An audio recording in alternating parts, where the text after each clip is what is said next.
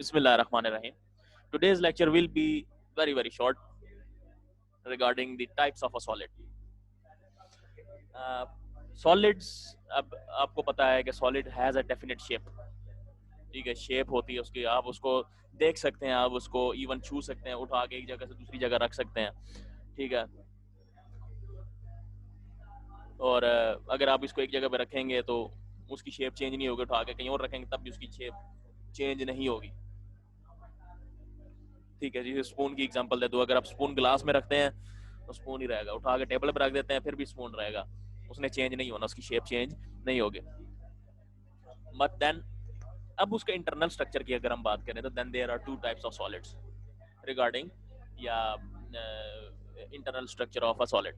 ठीक है, first is crystalline solid, the other is amorphous solid. ठीक है, पढ़ते हैं अभी ये क्या कह रहा है कि solid consist of an array of particles which may be atoms, ions और मॉलिक्यूल्स. ठीक है, एटम्स भी हो सकते हैं. एटम्स मतलब वो होते हैं जो नॉर्मली Fe2 हो गया, चले आयरन का जो हम कहते थे, अगर प्योर आयरन की बात करें Fe2, तो उसके अंदर एटम्स होंगे. आयंस, आयनिक बॉन्ड के जरिए से जो भी कंपाउंड बनता है वो उसके अंदर आयंस होंगे, और जो कोवेलेंट बॉन्ड्स के जरिए से बनता है उसके अंदर मॉलिक्यूल्स होंगे. ठीक है, और आगे लिखा है कि these particles are held together by the strong attractive forces between them. ठीक है, अब उनके बीच में जो अट्रैक्टिव फोर्सेस होती हैं उसकी वजह से जो उसकी शेप बनती है, शेप जो उसकी होती है, किसी किसी सॉलिड की डेफिनेट शेप हो जाएगी.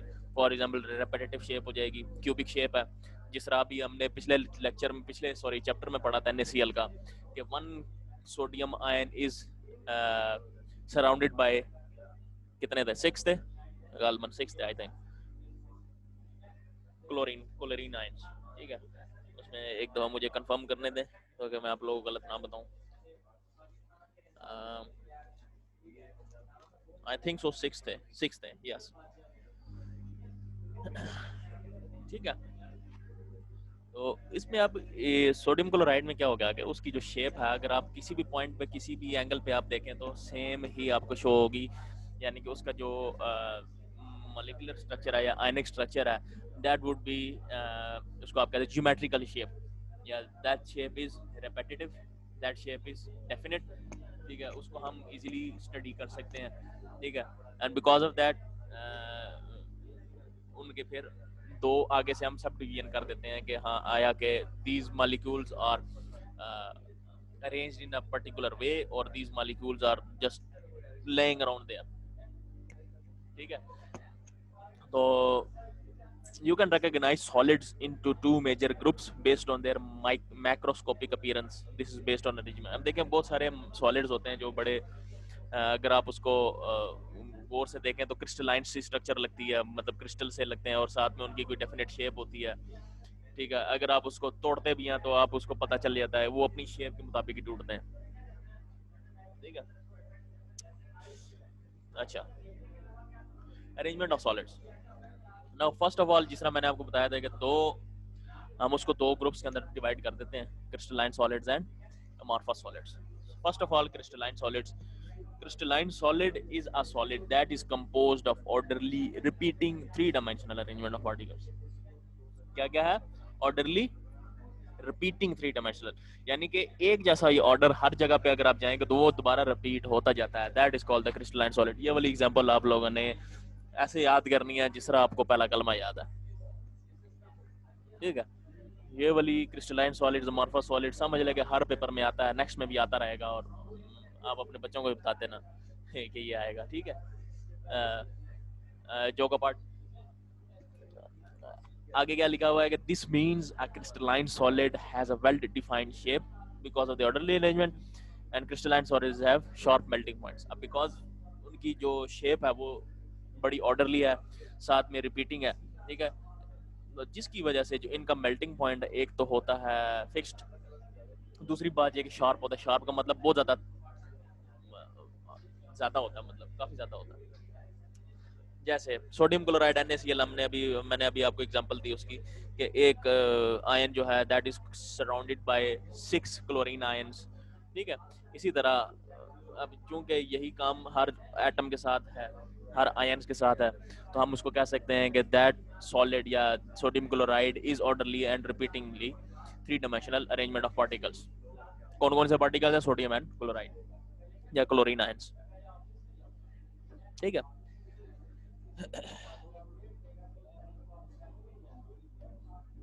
अच्छा अच्छा, दूसरी एग्जांपल है इसकी क्वार्ट्ज SiO2। क्वार्ट्ज निकलता है सिलिकॉन से, सिलिकॉन होती है रेत में। तो रेत के अंदर के जो होते हैं क्वार्ट्ज, और ज़्यादातर घड़ियाँ वगैरह जो होती हैं आपकी वॉचेस, रिस्ट वॉचेस, ठीक है, उसके अंदर की जो मशीनरी होती है वो क्वार्ट्ज के साथ बनी होती है, उसकी जो हैंड्स होते हैं वो क्वार्ट्ज के बने होते हैं। ठीक हो गया। और क्वार्ट्ज के बहुत सारी चीज़ें, मतलब वो आजकल वो भी आ रहा है, इसको क्या कहते हैं, डेकोरेटिव पीसेस। ठीक है, that is also made up of quartz. Quartz is basically acrylic की तरह की चीज होती है।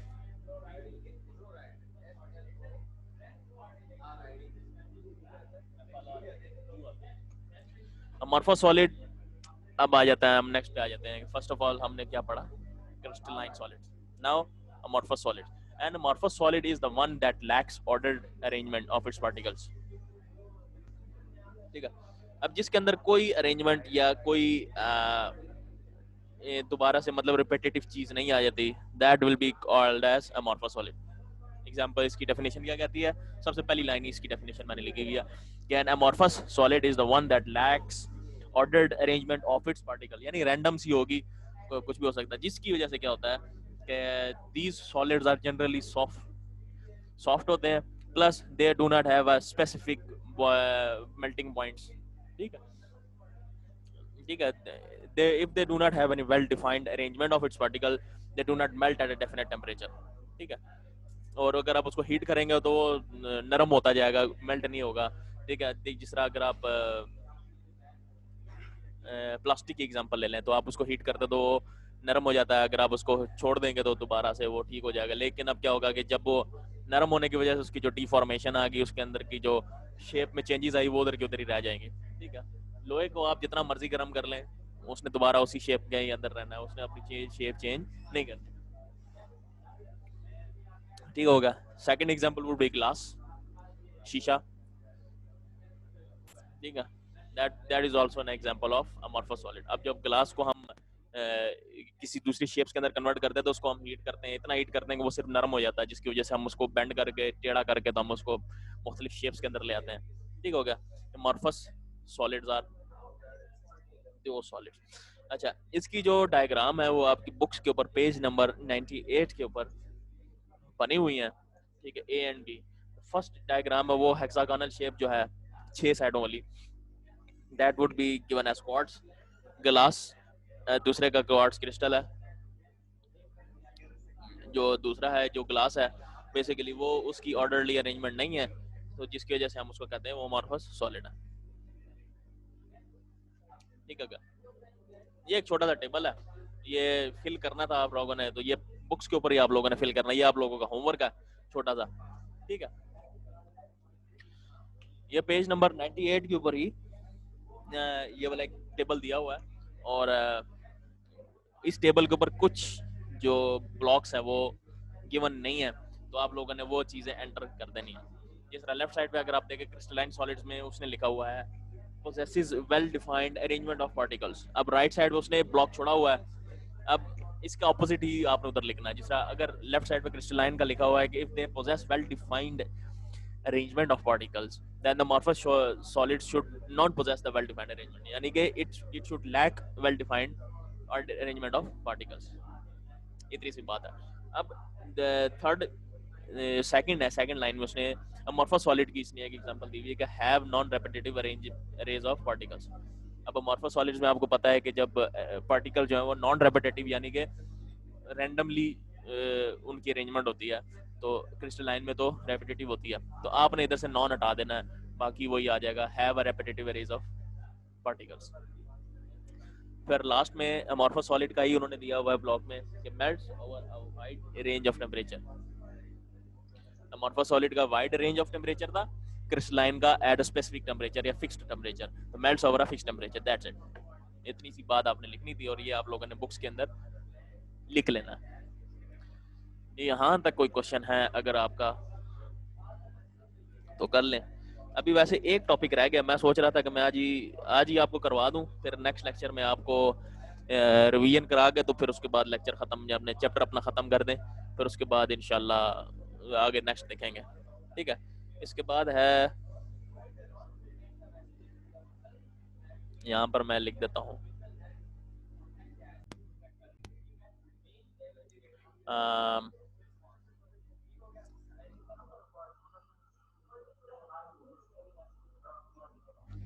एलोट्रॉप्स।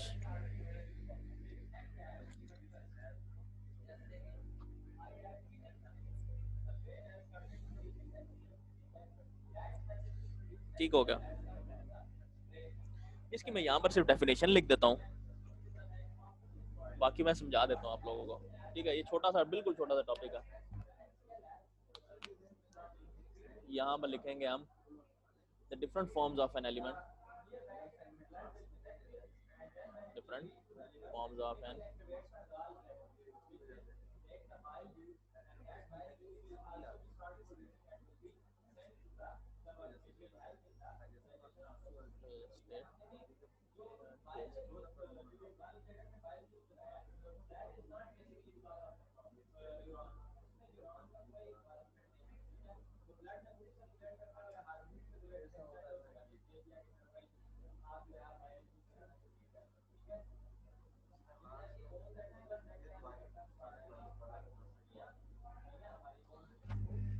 ये हो गया 2000 एलोट्रॉप्स। ये मैं इसको भी रेड कर दूं ताकि आप लोगों के लिए, जब मैं आप लोगों को ये दूं तो इजी हो जाए आप लोगों के समझने के लिए। ठीक है, द रेड लाइंस के अंदर जितनी भी चीजें लिखी हुई हैं वो, अच्छा, अब इसकी एग्जांपल्स क्या कौन कौन सी होंगी, इसको मैं दोबारा,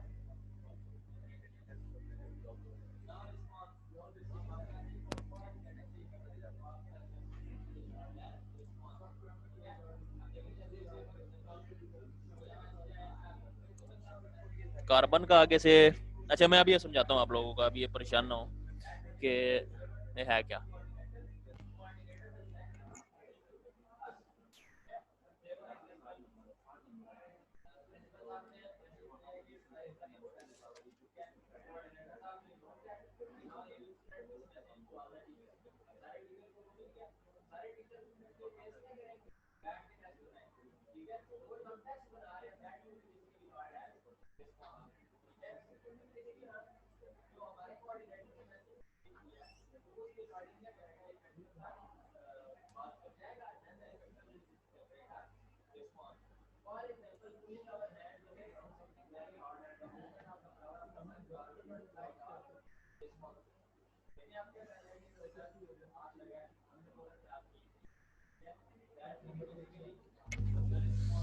ठीक है जी, ये मैंने इसकी लिख दी है नीचे एग्जांपल।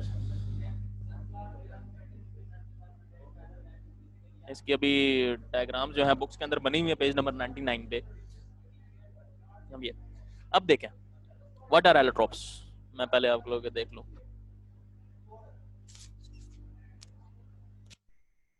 ब्लॉक में दिखा देता हूं आप लोगों को दोबारा, ये देख लें आप। जब तक मैं आपको एलोट्रॉप्स समझा देता हूं। एलोट्रॉप्स की डेफिनेशन मैंने लिखी थी कि the different forms of an element in the same physical state and the phase is called, or called allotropic forms or allotropes. It means के कुछ एलिमेंट्स होते हैं, कुछ मटेरियल्स होते हैं कि जिनकी डिफरेंट शेप्स पाई जाती हैं। बेशक वो, अभी देखें मैंने एक पीछे की एग्जांपल लिखी कार्बन की। अब कार्बन की 3 शेप्स हैं, 3 से ज्यादा भी हैं, बल्कि काफी ज्यादा शेप्स हैं, लेकिन अभी तक हमने सिर्फ कौन कौन सी पढ़ी। जो प्योर कार्बन है उसके अंदर है डायमंड। डायमंड के अंदर सारा का सारा कार्बन होता है, प्योर कार्बन होता है, उसके अंदर कोई और चीज नहीं होती। ग्रेफाइट, पेंसिल का सिक्का, वो भी कार्बन है। अब देखें उस इन दोनों के अंदर बीच में कितना फर्क है, और बकी बॉल। ठीक है, इसको हम बाद में देखेंगे। पहले मैं आप इन दोनों का कंपैरिजन आप देख लेंगे। डायमंड और ग्रेफाइट का आपस में कोई दूर दूर तक लेना देना नहीं, शक्ल सूरत भी चेंज है बिल्कुल, लेकिन इसकी जो इनर कंपोजिशन है, वो इनका पार्टिकल्स, ये यानी कि जो अंदर के इसके एटॉमिक स्ट्रक्चर है वो चेंज है। एटॉमिक स्ट्रक्चर सारा चेंज है, लेकिन एटम सेम है। ठीक है, that is called allotropes.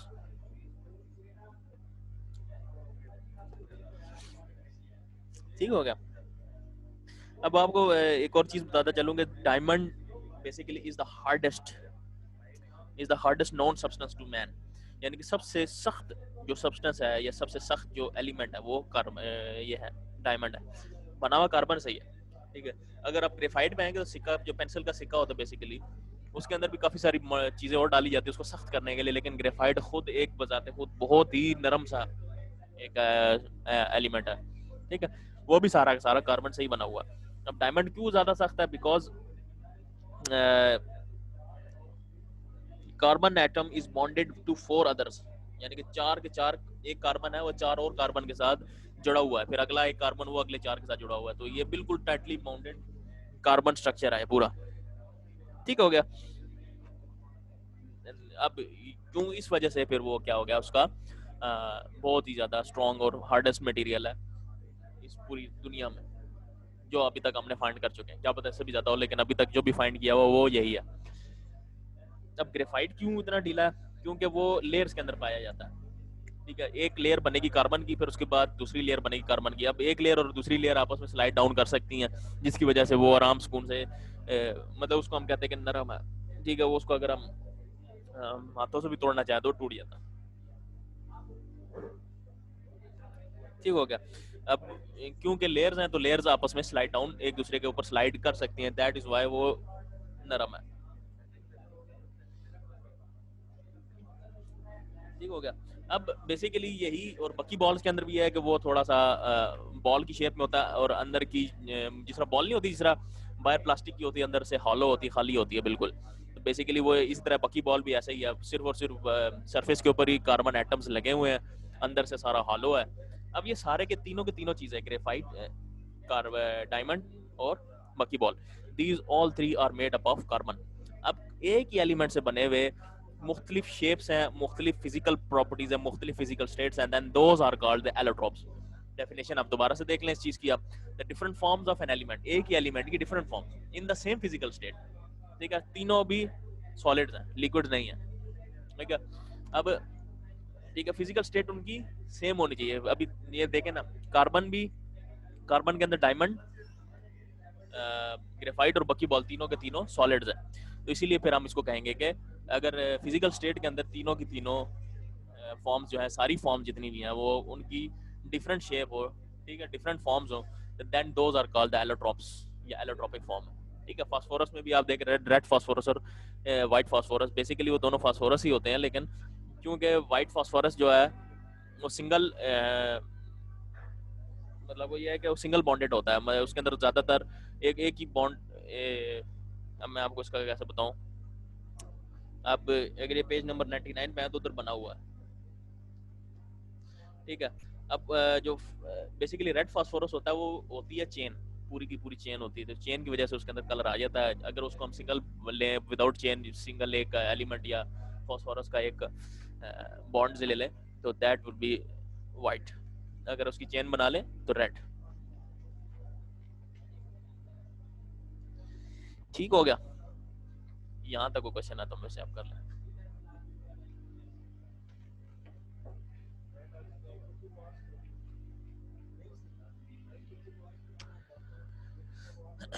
Example कौन सी दे दूं मैं?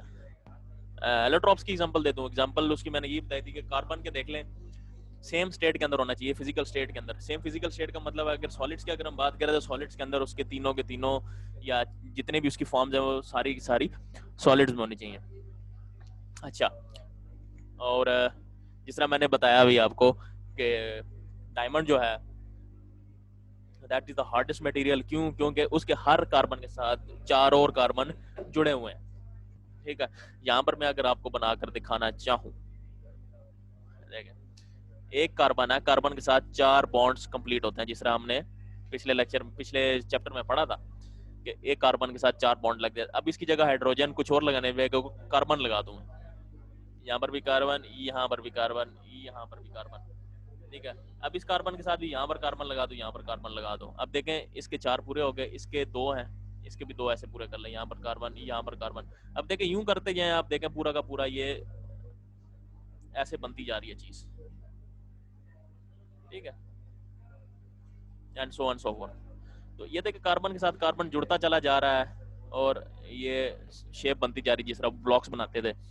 अब इसकी वजह से क्या हो गया कि ये हार्डेस्ट मटेरियल है, क्योंकि इसके बीच में कोई जगह भी नहीं और उसको इसके जो बीच की जो फोर्सेस हैं ये बहुत ज़्यादा स्ट्रांग होती हैं। अब ग्रेफाइट का क्या है,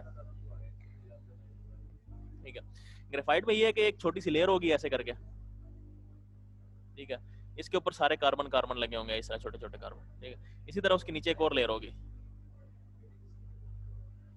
ठीक है, इसके ऊपर भी कार्बन का कुछ ना कुछ स्ट्रक्चर बना होगा। अब ये दो लेयर्स आपस में स्लाइड कर सकती है, इसको मैं यहाँ पर स्लाइड कर सकता हूँ, नीचे वाले को मैं इधर स्लाइड कर सकता हूँ लेफ्ट साइड पे, जिसकी वजह से क्या होता है कि ये नरम है थोड़ा सा, और बाकी बॉल बिल्कुल बॉल की तरह होता है, बॉल होती है, और इसके सिर्फ इधर इधर इसकी सरफेस के ऊपर कार्बन एटम्स लगे हुए होंगे, अंदर से हॉलो होगा, अंदर कुछ भी नहीं होगा,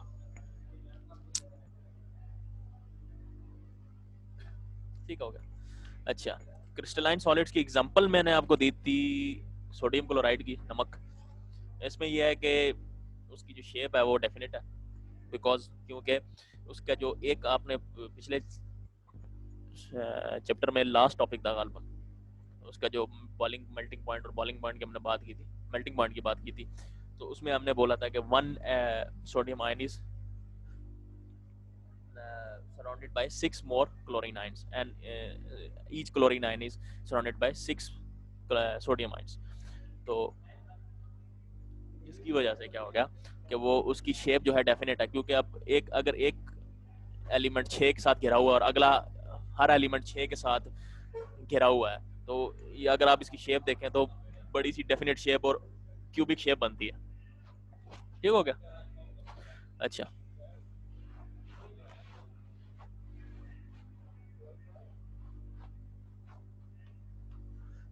अच्छा, ऐसे करते हैं ना कि हम जो नेक्स्ट लेक्चर है वो आपका चैप्टर नंबर 4 और 5 दोनों को मिला के क्वेश्चंस का रख लेते हैं, क्योंकि हमारा जो वाला चैप्टर तकरीबन खत्म हो चुका है, ऑलमोस्ट क्या खत्म हो गया, बस एक टॉपिक छोटा सा टॉपिक रह गया, उसके अंदर सिर्फ कंपैरिजन करना है physical states of matter, solid, liquid और गैसेस के बीच में क्या डिफरेंस है, वो आप मैं आपको एक दफा पढ़ा दूंगा, वो आप लोगों ने खुद कर लेना है, ठीक है। अब बकी बॉल आपने पूछा है, बकी बॉल क्या होता है, बॉल को आपको पता है ना, बॉल का, ठीक है। अब मैं इसकी डायग्राम तो बना नहीं सकता खुद से, क्योंकि मुश्किल है काफी ज्यादा। बेसिकली बॉल है इसी तरह की, बॉल तो आपने देखी है ना सबने, गेंद जिसको कहते हैं, ठीक है,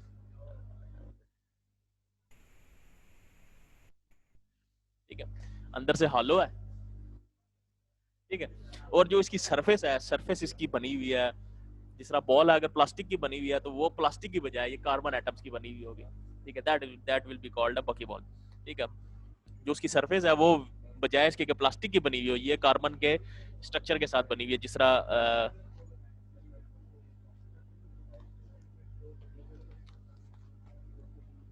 अभी मैं आपको कैसे बना के दिखाऊं, अभी 3D में तो मैं नहीं बना सकता ना, अभी थोड़ा सा मुश्किल हो जाएगा मेरे लिए अभी, ठीक है। मतलब ये इस तरह की बनी होगी कि एक एलिमेंट इस तरह जुड़ा होगा, ठीक है, ऐसे करके जुड़ गया, फिर इसी तरह इसके साथ जोड़ के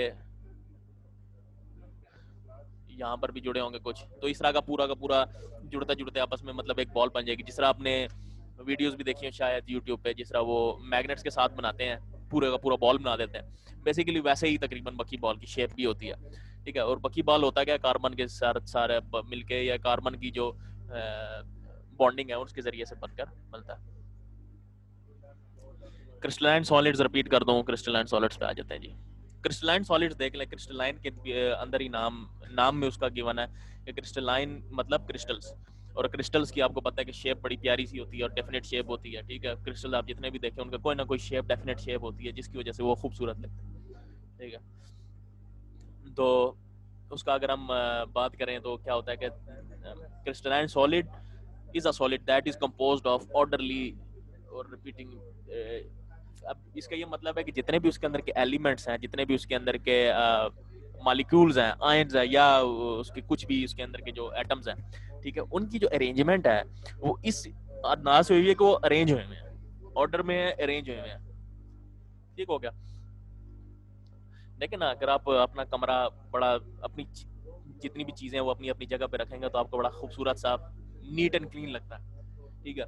इसी तरह क्रिस्टलाइन सॉलिड्स के अंदर भी ये है कि हर एटम जो हर कंपाउंड उसके अंदर का जो मॉलिक्यूल है वो अपनी अपनी जगह पर पड़ा हुआ है, ठीक है, उसके अलावा उसने कहीं से उसने अपनी जगह से हिलना नहीं है, ठीक है। और अगर आप पूरा का पूरा एक मॉलिक्यूल देखेंगे, एक सॉलिड पूरा देखेंगे, तो उसके अंदर का जो अरेंजमेंट है वो एक जैसा ही होगा हर जगह पे, यानी कि एक जैसा ही आपको नजर आएगा, लेफ्ट से राइट, ऊपर से नीचे, जिधर से भी आप देखेंगे एक जैसी अरेंजमेंट होगी हर जगह पे। दैट इज वाई वो बड़ा खूबसूरत सा और नीट एंड क्लीन लगता है, ठीक है, और वो उसको देखने में भी अच्छा लगता है। तो उसी को हम कहते हैं क्रिस्टलाइन सॉलिड्स। जिस तरह सोडियम क्लोराइड हो गया, क्वार्ट्ज हो गया, ठीक है। अब ये क्रिस्टलाइन सॉलिड और भी बड़े सारे हैं इसके अंदर एग्जांपल्स हैं, ठीक है। आप इसका भी ले लें एग्जांपल, डायमंड की, ठीक है। These are also example of crystalline solids, ठीक है। अभी भी अगर कोई चीज स्पेसिफिक चीज नहीं समझ आती तो आप मुझे बताया कर, आप पूरा का पूरा टॉपिक बताते फिर मुझे रिपीट कर लेता हूँ, लेकिन फिर भी अगर कोई बीच में जो पॉइंट्स रह जाते हैं वो मिस हो गए तो फिर आप दोबारा पूछते भी नहीं है। जो पॉइंट नहीं समझ आया वो मेरे से अगर आप पॉइंट पूछ लिया करें तो मैं समझा दिया करूंगा, बजाय इसके कि आप पूरा टॉपिक मेरे से दोबारा कहें। पूरा टॉपिक तो मैं आप 3 दफा कहें 4 दफा कहें मैं समझा दूंगा, मेरा मसला नहीं है, लेकिन आप लोगों को समझ नहीं आएगी तो फिर मसला।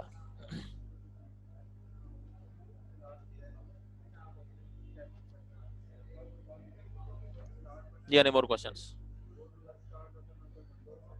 What is quartz? Quartz is a basically solid की एक किस्म है, ठीक है। अब देखें घड़ियां जब भी आप लेते हैं, जो रिस्ट वॉचेस लेते हैं, उसके ऊपर लिखा होता है क्वार्ट्ज, क्वार्ट्ज लिखा होता है। तो उसके जितने भी गरारियां वगैरह बनी हुई होती हैं जो प्लास्टिक की होती है, वो बेसिकली प्लास्टिक नहीं होती, वो क्वार्ट्ज होती है, ठीक है। अब क्वार्ट्ज के अंदर यही खूबी है कि वो इतनी जल्दी मतलब गर्मी की वजह से खराब नहीं होती, ठीक है। जो वाटर प्रूफ होती है साथ में, और जो हीट प्रूफ भी होती है, वो बेसिकली घड़ियां जो बनी होती है वो किससे बनी होती हैं, क्वार्ट्ज के साथ। क्योंकि अगर आप प्लास्टिक वाली घड़ियां लेंगे तो अगर आप हीट में लेकर जाएंगे तो वो बर्दाश्त नहीं कर पाएंगे, वो उसकी गरारियां खराब हो जाएंगी, ढीली हो जाएंगी। टाइम गलत बताया। इसकी एक बड़ी मजे की मैं आपको एक हिस्ट्री बताता हूँ क्वार्ट्ज की, कि जो अमेरिकन ट्रूप्स थे इसमें अफगानिस्तान में गए, तो उनकी जो घड़ियां थी वो गर्मी की वजह से खराब होने लग गई सारी, ठीक हो गया। जो खराब होने लग गई तो उन्होंने सोचा कि यार ये तो गर्मी की वजह से सारी प्लास्टिक पिघल रही है, खराब हो रही है, ढीली हो रही है, जिसकी वजह से हमें तो टाइम नहीं नजर सही समझ आ रहा। फिर उन्होंने क्वार्ट्ज की घड़ियां बनाना स्टार्ट कर दी, जिसकी वजह से क्या हो गया कि उनका टाइम खराब नहीं होता था, वो जो हीट है वो बर्दाश्त कर लेती, क्योंकि वो क्रिस्टलाइन सॉलिड है क्वार्ट्ज। और कोई क्रिस्टलाइन सॉलिड का ये होता है कि वो अगर आप इसको हीट करेंगे तो वो मेल्ट होगी, नरम नहीं होगी, ठीक है। तो क्वार्ट्ज बेसिकली वो चीज होती है, प्लास्टिक की ही तरह की चीज होती है, लेकिन निकलती किधर से, रेत में से। रेत रेत के अंदर सिलिकॉन होता है, सिलिकॉन का अगर ऑक्सीजन के साथ रिएक्शन करवाया जाए, ठीक है, SiO2 basically, that is called the quartz. Some more example of crystalline solids, बहुत सारी एग्जांपल्स हैं। फास्फोरस का मैंने आपको दे दिया, फास्फोरस भी है। अच्छा, बेसिकली जो सोडियम क्या कहते हैं इसको, आयनिक कंपाउंड्स होते हैं, basically those are crystallines, almost all of them, ठीक हो गया। अच्छा, आपकी अगर बुक में कुछ और लिखा हुआ है, कोई और एग्जांपल्स हैं तो मैं अभी वो भी दे देता हूँ आपको। पांचवा, एक मिनट, आपकी बुक में भी नहीं दिए हुए एग्जांपल्स। अभी on top of my head आपको CuSO4, कार्बन कॉपर सल्फेट, ठीक है, ये भी एक क्रिस्टलाइन सॉलिड की एग्जांपल है। अच्छा, और बस अभी फिलहाल मुझे यही जहन में ऊपर ऊपर से आ रही है।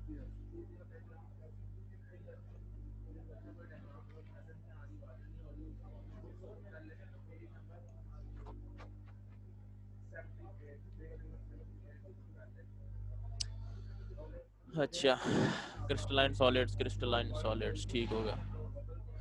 सर डेफिनेशन समझाना क्रिस्टलाइन सॉलिड की। डेफिनेशन में यही कह रहा है क्रिस्टलाइन सॉलिड का जो स्ट्रक्चर होता है, अंदरूनी स्ट्रक्चर, अगर हम उसको माइक्रोस्कोप के अंदर देखें, इलेक्ट्रॉन माइक्रोस्कोप के अंदर देखें, तो उसका स्ट्रक्चर हमें कहीं से भी देखें तो एक जैसा नजर आएगा, ठीक है।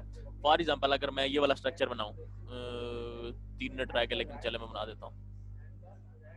मैं इस ब्लैक वाली स्क्रीन पे मैं स्ट्रक्चर बनाने लगूँ एक, ठीक है, डोंट माइंड मी। ये एक बनाया ऐसे,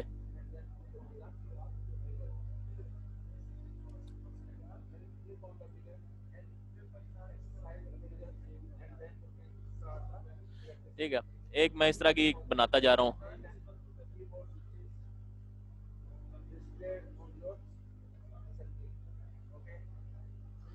फॉर एग्जाम्पल मैं अगर ऐसे डब्बे बनाना स्टार्ट हो जाऊँ, ठीक है, तो आप इसको किसी भी एंगल से आप देखेंगे तो आपको एक जैसा ही नजर आएगा। मैं तो थोड़ा सा चले टेढ़े मेढ़े बन गए हल्के फुल्के से मेरे से, लेकिन अगर आप ये इसको अगर प्योर देखा जाए तो देखें बिल्कुल एग्जैक्टली एक जैसे ही दिख रहे होंगे, नजर आ रहे हैं। ठीक है, बिकॉज ऑफ दिस अरेंजमेंट, अब दिस इज ऑर्डर्ड अरेंजमेंट, एक जैसी अरेंजमेंट है हर जगह से। ठीक हो गया, ये आप देखें तो ये एक जैसी अरेंजमेंट ही मैंने हर जगह पे कर दी। नाउ यू सी कि इफ यू सी, अगर आप बीच में से उसको एक स्ट्रक्चर उठा के देखेंगे तो आपको एक जैसा ही नजर आएगा। ठीक है, अगर आप ऊपर से नीचे देखेंगे तब भी एक जैसा नजर आएगा। ठीक है, यानी कि अगर आप इसकी अरेंजमेंट कहीं से भी किसी भी पॉइंट से उठाकर आप देखेंगे तो that arrangement would be ordered and repeating. यानी कि फर्स्ट अरेंजमेंट कौन सी थी, देखें जो फर्स्ट स्ट्रक्चर था वो एक बॉक्स था ऐसे करके ब्लॉक बना हुआ। ठीक है, जो से नेक्स्ट था वो भी ऐसा ही बॉक्स बना हुआ। ठीक है, आप कोई भी उठा के देख लेंगे बीच में से एलिमेंट, वो भी ऐसा ही बॉक्स बना होगा। ये और ये दोनों आपस में एक जैसे हैं, रिपीटिंग है, और ये एक ही ऑर्डर में है सब। ठीक है, अगर ये वाली अरेंजमेंट अगर किसी सॉलिड में पाई जाती है then that solid would be called crystalline solid. Clear हो गया बच्चे?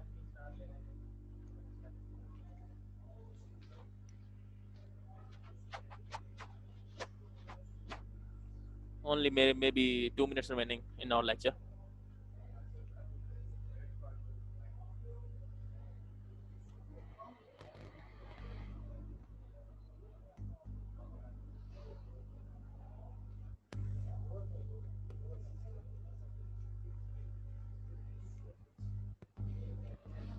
जी बिल्कुल, table salt is a crystalline solid. NaCl वही होता है, सोडियम क्लोराइड। क्रिस्टलाइन सॉलिड की अभी तो मैंने डेफिनेशन समझाई है बच्चे, अभी अभी समझाइए। ये मैं अभी वही जो डायग्राम सामने बना के दिखाई है वही क्रिस्टलाइन सॉलिड एग्जांपल है।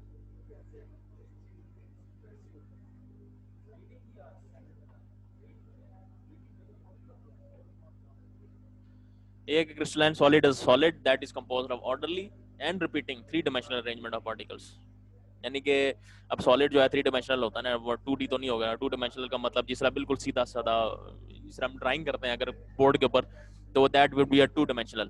तो वो सॉलिड्स इस तरह तो नहीं होता है। सॉलिड्स हमेशा उनकी कोई ना कोई हेफ्ट होती है, कोई ना कोई उसकी वजन होता है, उसका कोई शेप होती है, हाइट भी होती है उसकी, तो वो 3 dimensional होती है। अगर उन 3 dimensionals के अंदर अगर एक उसके अंदर के जो मॉलिक्यूल्स है वो दोबारा से रिपीट हो रहे हैं, मॉलिक्यूल्स की जो अरेंजमेंट है, अरेंजमेंट का मतलब कि उसका जो स्ट्रक्चर है वो एक जैसा है। ठीक है, बेशक बहुत बड़ा स्ट्रक्चर है लेकिन वही वाला स्ट्रक्चर दोबारा रिपीट होता जा रहा है, then that solid would be called the crystalline solid. More examples of amorphous solids. amorphous solids के अंदर और भी एग्जांपल अगर मैं देना चाहूँ, इसे मिलती जुलती कर लेना आप। एक तो हो गया प्लास्टिक, हमने बताया, ग्लास बताया, पॉलीथीन हो गया। पॉलीथीन मतलब ये शॉपर्स होते हैं आपके, that is also form of. अच्छा,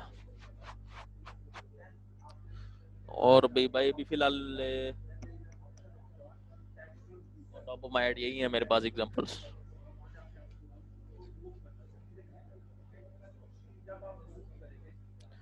आप ये गूगल पे लिख लें खुद ही, आपको पता नहीं 50-60 आपको एग्जांपल्स दे देगा कि अमॉर्फस सॉलिड्स और कौन कौन सी हैं। ठीक है,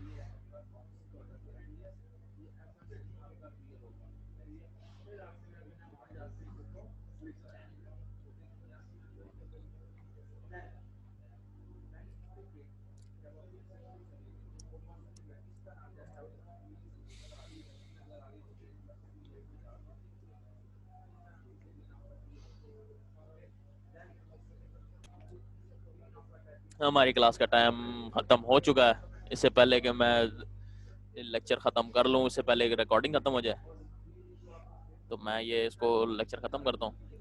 नेक्स्ट लेक्चर में इंशाल्लाह हमारा क्वेश्चन आंसर सेशन होगा। जितने भी क्वेश्चंस हैं, जितने भी आपके पास क्यूरीज हैं, जितने भी मसले मसाइल हैं दोनों चैप्टर में से 4 और 5 में से, ज़्यादा जोर आपने 4 में देना है क्योंकि उसी का टेस्ट होगा। तो वो मैं आप लोगों से आंसर उसके कर लूँगा आपको और इसी क्वेश्चन लूँगा आपसे। ठीक है, next lecture would be all about questions and answers. पूरा का पूरा जो 40 मिनट का लेक्चर होगा, सब आए हैं बच्चे, ठीक है, जो जो आज नहीं आया वो भी आए, और उनको बताइएगा कि next lecture will be all about questions, और उसके बाद फिर उसी से नेक्स्ट डे फ्राइडे को फिर आप लोगों का टेस्ट हम ले लेंगे, ठीक है। अप अंटिल देन अल्लाह हाफिज।